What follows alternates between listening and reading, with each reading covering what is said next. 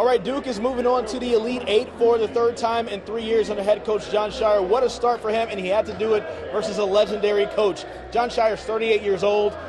He had a chance to watch Rick Pitino as a young child, and he just defeated Rick Pitino to get one step closer to a championship. He keeps learning, he keeps getting better, he keeps adapting. No one is a better self-reflector than Jon Scheyer in this Duke program right now, Chris. And I look back to their previous tournament exits. We were talking about this. Who have they lost to under Jon Scheyer? Tennessee, a tough physical team, his first year. Houston last year. NC State, 2 NC years State, ago. that one more magic maybe than toughness, just one of those kind of crazy runs for your Wolfpack. But in this one, I was thinking, they're down at the half and down 10 in the second half. But Duke answered the bell once again. You're making a good point right there, because when Duke has been upset either in the offseason or even during the season, it's usually those big, physical, tough teams that really bring it to you. And that's one of the things that I think Duke saw today in a way that I don't think they've seen it all year, right? Like you see Malik Brown always poking up balls versus other teams. He's always getting deflections, helping to get steals and things like that. St. John's felt like they had 4 Malik Browns on their team. And also they had one of the better shooting games of the season. St. John's doesn't normally make that many threes. They made 13 threes. I think their season high for this year is 15 made threes in a game. St. John's absolutely played out of their mind in this one, and Duke was still able to answer the call.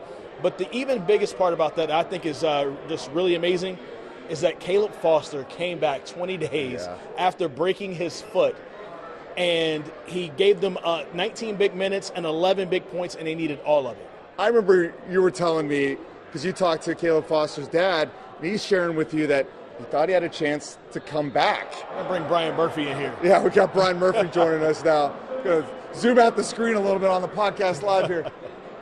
I mean, how crazy is this, right? Like, you're telling me you think he's got a chance to come back. I'm thinking that's just optimism from his dad. Not only does he come back, he's the key to the game. If he doesn't play, they don't win. They don't win. And you kind of knew that, like the ball handling, you knew he was going to make a little play against their pressure, and the ball handling was key. And so were those 4 points in the final 2 minutes. Incredible, 11 points all in the second half. Yeah, they were down 10, 55-45, and Caleb Foster scored on 4 consecutive possessions to kind of keep them alive in this game.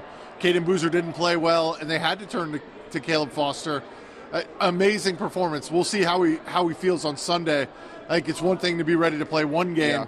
How do you respond less than 48 hours later when you got to go again? And that's a big point right there. What you said towards the beginning is, like, with Caden Boozer not playing well, he's had to play well since Caleb Foster has been out. We saw how he did in that first game in the ACC tournament, and then FSU almost upset them.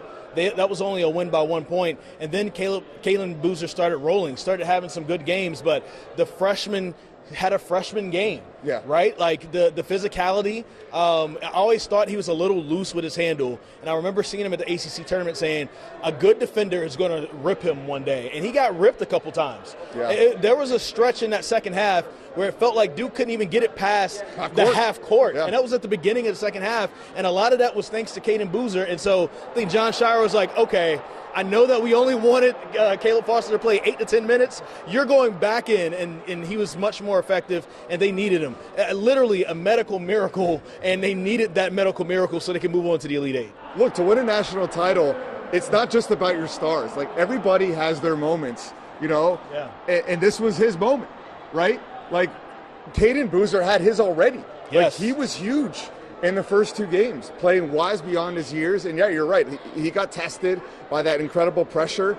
And I thought it was interesting that Scheyer trusted Foster in the final 2 minutes to play when he hadn't practiced, essentially. He had not done 5-on-5.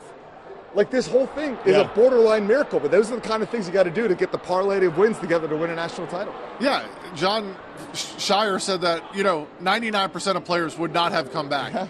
Foster, in the postgame, said, the doctor told me 2 weeks, and Jon Scheyer had to cut him off and say, no one told you 2 weeks. Jon Scheyer said the Final Four, maybe. I mean, that was the prognosis that, okay, if we make it to the Final Four, maybe Caleb Foster can play. Instead, he's out here less than 3 weeks later and playing a huge pivotal role in winning this game. It's very interesting to see how things come together, because if you think about patterns and how things make sense, and if you're going to win a championship, things have to fall right for you. It felt like Duke was dealt a bad hand with having Gongba and Foster go down with injuries towards the end of the regular season. But it may have been a blessing in disguise, because you got a good ACC tournament out of Caden Boozer and Nicholas Hemenia, who needed to step up at that time and give them great experience. And then now we're here.